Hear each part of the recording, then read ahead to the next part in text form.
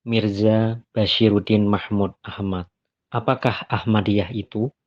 Penerbit Jemaat Ahmadiyah Indonesia 1993. Narasi Wirazudi. Tinjauan segi kerohanian. Yang selanjutnya, silahkan saudara berpikir dan memperbandingkan antara Jemaat Ahmadiyah yang kecil ini dengan kaum muslimin yang umum dengan jumlahnya yang besar itu. Kendati pun demikian apa yang sedang dikerjakan dan diperjuangkan oleh Jemaat Ahmadiyah dalam rangka penyebaran dan memajukan Islam merupakan tantangan.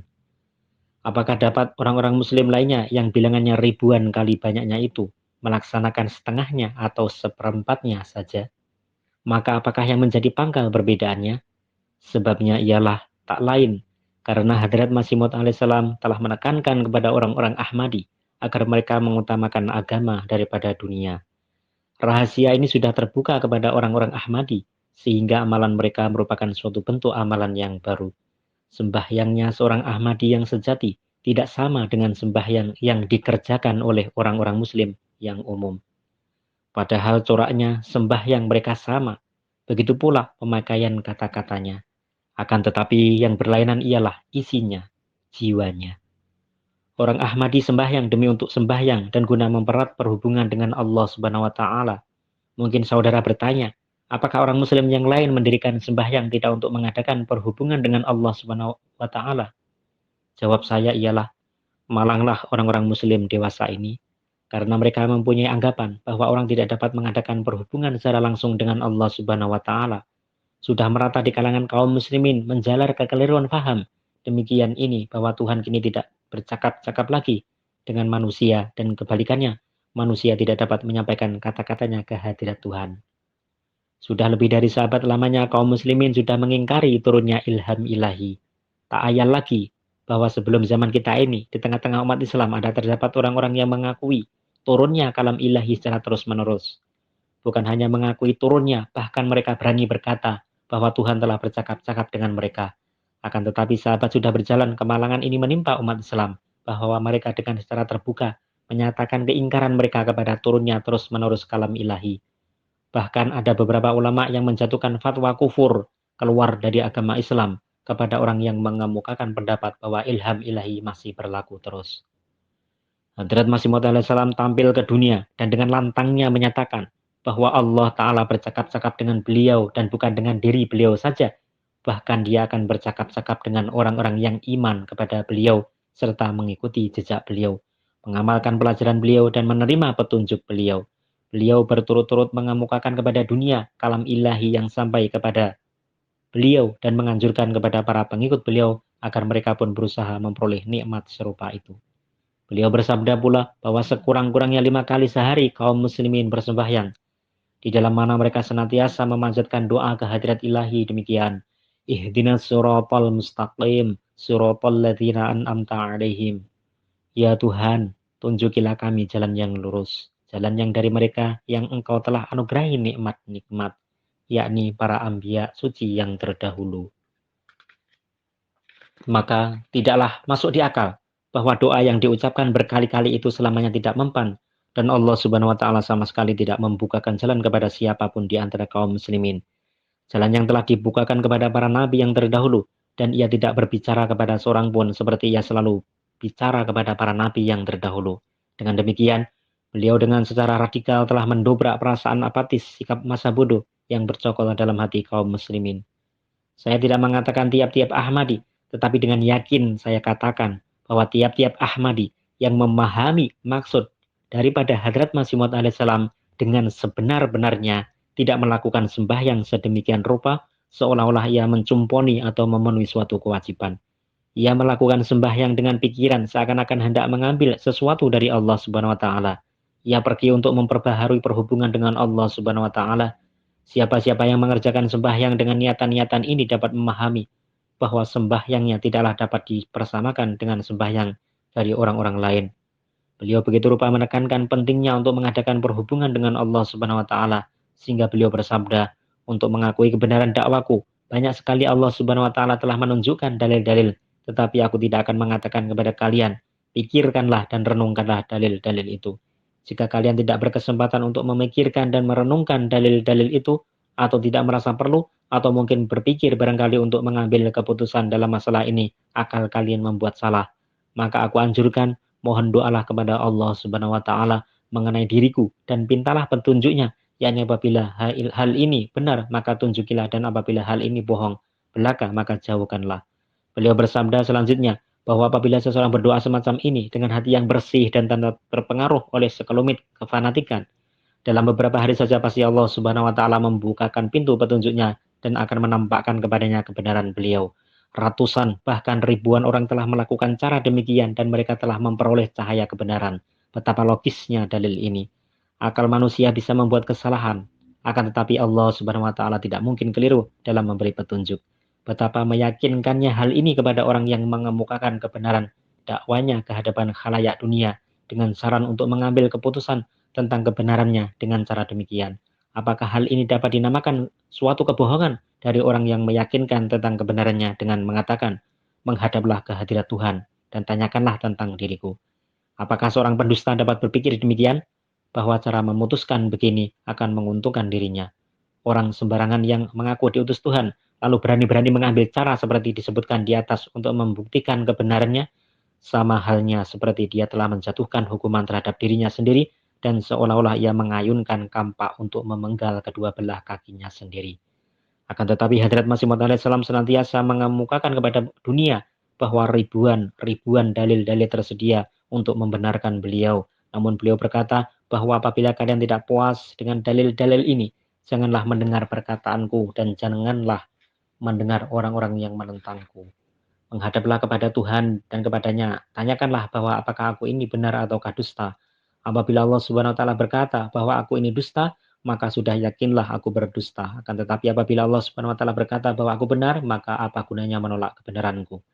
Wahai saudara-saudaraku yang tercinta, betapa tepatnya dan mudahnya cara untuk menguji kebenaran beliau ini.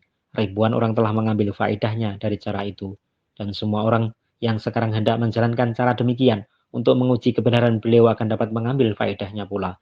Di dalam cara demikian itu sebenarnya beliau meletakkan hikmat, bahwa di dalam cara demikian itu sebenarnya beliau meletakkan hikmat, bahwa di dalam pandangan beliau agama itu lebih utama daripada urusan keduniaan. Beliau bersabda bahwa untuk melihat benda-benda madiyah, materi, Allah Subhanahu wa Ta'ala telah menganugerahkan sepasang mata kepada manusia untuk mengerti seluk-beluk segala benda di dunia ini. Kepada manusia Allah Subhanahu wa Ta'ala telah menciptakan matahari dan bintang-bintang. Jadi bagaimanakah mungkin bahwa Allah Subhanahu wa Ta'ala tidak memberikan suatu cara untuk memperlihatkan petunjuk-petunjuk kerohanian? Niscaya apabila seseorang mempunyai hasrat untuk melihat benda-benda rohani, Allah Subhanahu wa Ta'ala membukakan jalan kepadanya.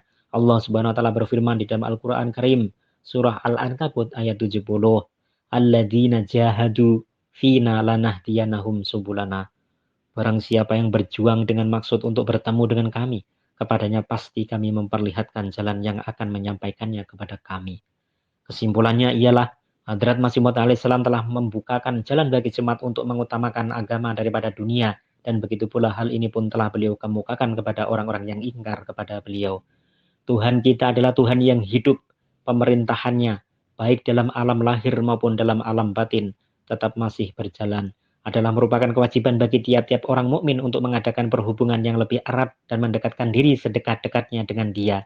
Orang yang belum mendapat taufik untuk menerima petunjuk, baginya perlu agar ia memohonkan cahaya kebenaran dari Allah Subhanahu wa Ta'ala dan meminta bantuannya untuk berusaha sampai kepada kebenaran. Jadi, tugas dan amanat dari Hadrat Masih Maud alaihissalam pada pokoknya ialah untuk memperbaiki dunia dan untuk mengembalikan perhatian umat manusia kepada Tuhan, untuk menghidupkan keyakinan akan bertemu dengan Allah Subhanahu wa Ta'ala, dan untuk mengenali kehidupan seperti yang dialami umat di zaman Nabi Musa alaihissalam, Nabi Isa alaihissalam, dan para nabi lainnya. Wahai saudara-saudaraku yang tercinta, bacalah kitab-kitab suci yang lama, begitu pula periksalah tarik para nenek moyang. Apakah para nenek moyang kita menjalani penghidupan mereka untuk tujuan-tujuan materi? Apakah mereka hanya mengandalkan pekerjaan mereka kepada usaha-usaha madiyah untuk memperoleh kecintaan Allah Ta'ala? Siang malam mereka bersusah payah mengadakan usaha-usaha, dan di antara mereka ada yang telah mencapai sukses dan memperoleh mukjizat dan bertanda-tanda dari Allah Subhanahu wa Ta'ala. Penghidupan serupa inilah yang membuat mereka lebih terkemuka daripada kaum-kaum yang lain. Akan tetapi sekarang ini, Hal apakah yang melebihkan kaum muslimin daripada orang-orang Hindu, orang-orang Kristen, dan orang-orang yang beragama lainnya? Jikalau tidak ada kelebihannya, maka guna apakah adanya Islam? Pada hakikatnya, kelebihan itu memang ada, akan tetapi kaum muslimin telah melupakannya. Kelebihannya itu ialah bahwa di dalam agama Islam, kalamullah itu berlaku untuk selama-lamanya, dan senantiasa orang dapat mengadakan hubungan langsung dengan Allah Subhanahu wa Ta'ala. Demikianlah artian daripada kurnia yang datang dari wujud Nabi Muhammad SAW. Arti kurnia dari beliau itu bukanlah memperoleh gelar sarjana muda, BA, atau sarjana MA. Apakah tidak ada orang Kristen yang bergelar sarjana muda atau sarjana? Berkat dari beliau bukan pula berarti bahwa orang-orang Islam memiliki dan menjalankan proyek-proyek industri yang besar. Apakah orang-orang Kristen dan orang-orang beragama lain tidak memiliki perindustrian? Berkat dari beliau bukan berarti kita telah mendirikan gedung-gedung perniagaan yang besar dan kita telah berhasil mengadakan hubungan perdagangan dengan negara lain. Ini pun semuanya dikerjakan oleh orang-orang Hindu, Kristen, Yahudi, dan lain-lain. Arti berkat yang terbit dari wujud Rasulullah SAW ialah bahwa dengan perantaraan beliau manusia dapat berhubungan langsung dengan Allah Subhanahu wa Ta'ala. Hati sanubari manusia dapat melihat wajah Tuhan, jiwa manusia dapat bersatu dengan Tuhan, ia dapat mendengar firman-Nya yang maha merdu, dan kepadanya nampak pertanda-pertanda dan mukjizat-mukjizat dari Allah Ta'ala. Hal-hal inilah yang hanya didapat dengan jalan pengabdian kepada Rasulullah SAW, dan hal-hal ini pula lah yang melebihkan pengikut-pengikut beliau dari umat-umat agama lain. Pendek kata, ketujuan inilah Hadrat Masih Maud alaihissalam mengarahkan perhatian kaum muslimin, dan hal yang dikemukakan kepada orang-orang yang tidak mengakui beliau pun ialah bahwa Allah Subhanahu wa Ta'ala telah memberikan kepada beliau mutiara itu yang sudah hilang dan menganugerahkan harta pusaka itu yang telah tersia-sia. Semua hal itu beliau dapat dengan perantaraan dan berkat ketaatan mengikuti Rasulullah SAW, dan karena wujud Rasulullah beliau mencapai martabat semulia itu. Di samping itu banyak lagi karya-karya yang telah dilaksanakan oleh Hadrat Masih Maud alaihissalam. Walaupun karya-karya beliau termaksud sangat pentingnya dan amat agungnya, namun semuanya itu hanya merupakan embel-embel subsidiar belaka jika dibandingkan dengan tugas beliau yang pokok itu, yakni mengutamakan agama daripada dunia berana dan menundukkan materialisme di bawah kekuasaan rohani. Hal ini merupakan satu kepastian bahwa dengan jalan inilah Islam akan menang dari agama-agama yang lain.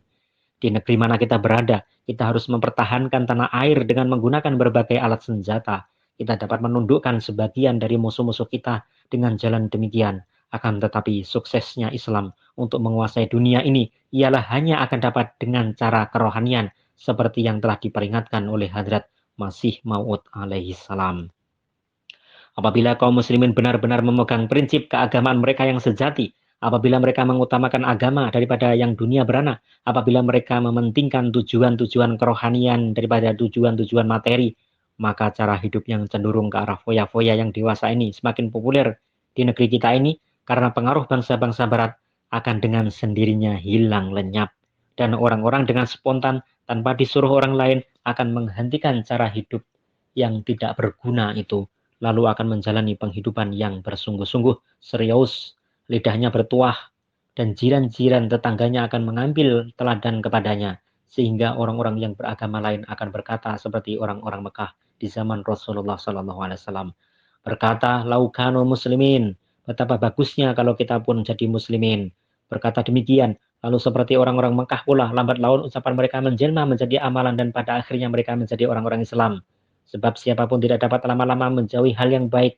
Pada taraf pertama, timbul suatu keinginan, lalu diikuti hasrat, kemudian datang suatu tarikan dan akhirnya manusia tanpa disadarinya menuju ke arah benda itu. Demikianlah akan terjadinya sekarang. Mula-mula kecintaan kepada Islam akan menyelinap ke hati orang-orang muslim, lalu mengalir ke seluruh tubuh mereka. Kemudian orang-orang yang belum memeluk agama Islam dengan sendirinya tidak akan segan-segan meniru kelakuan orang-orang muslim paripurna itu.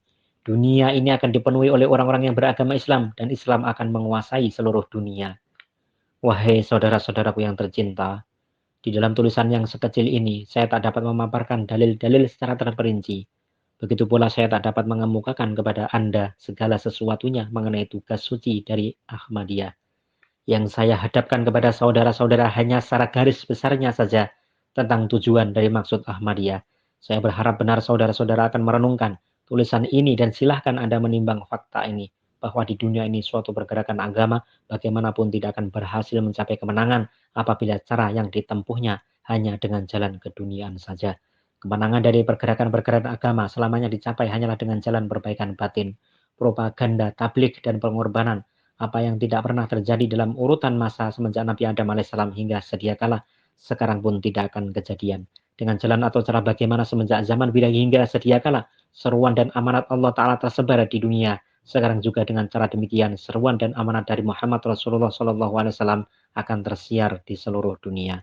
Jadi, demi kesejahteraan diri pribadi, anak cucu, sanak saudara, bangsa dan tanah air Anda, dengarlah seruan dari Allah Ta'ala dan berusahalah untuk memahaminya, agar supaya Allah Ta'ala segera membukakan kepada Anda pintu kurnianya dan Anda tidak akan ketinggalan dalam derap langkah kemajuan Islam. Banyak sekali tugas yang harus kita laksanakan sekarang, untuk mana kami menantikan kedatangan saudara, sebab sukses dari Allah itu datangnya, di samping oleh mukjizat-mukjizat, juga bertalian erat dengan penyebaran agama. Mari datang, mari kita bersama-sama dan bergotong royong, pikul beban yang berat ini, beban yang harus dipikul untuk kemajuan Islam. Memang perjuangan ke arah mana saudara kami ajak, amat sukar sekali. Banyak sekali meminta pengorbanan melupakan diri sendiri, harus menelan kepahitan dan penghinaan. Akan tetapi di jalan Allah, kehidupan yang hakiki itu terletak di dalam penderitaan. Dan tanpa penderitaan itu, manusia tidak akan dapat sampai ke hadirat Tuhan. Dan tanpa adanya keberanian menanggung penderitaan ini, tak mungkin Islam akan mendapat kemenangan. Tampillah dengan gagah berani. Peganglah piala kematian ini dan teguklah isinya. Sehingga dengan kematian kami dan kematian Anda, Islam akan bernafas kembali dan agama yang dianugerahkan Nabi Muhammad Rasulullah SAW akan menampakkan kesegarannya lagi. Dan dengan menerima kematian ini, kita pun akan menikmati kelezatan hidup yang kekal abadi di harapan kekasih kita. Allahumma amin. Yang lemah, Mirza Basiruddin Mahmud Ahmad, Imam Jemaat Ahmadiyah, 24 bulan 10 tahun 1948.